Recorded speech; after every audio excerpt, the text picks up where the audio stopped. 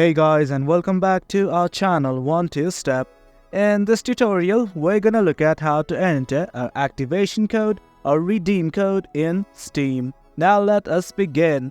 Now as you can see, I have already installed the application. In case you have not, do it right now. We have also created a tutorial regarding that as well.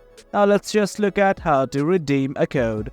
At the top left, right next to Friends, you will see a button like this called as Games. Click on it right now.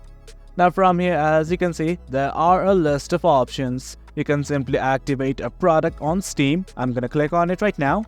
Now from here, as you guys can see, what you need to do is simply enter your product activation key right here and hit on confirm. That way, you enter your product code.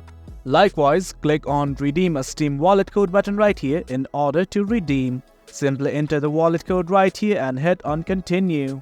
That is it guys, that is how you enter a code in Steam. It is quite easy. Hope you guys found this video informative, and for more content like this, do remember to hit like, share and subscribe. Your support fuels us. Until next time, thank you.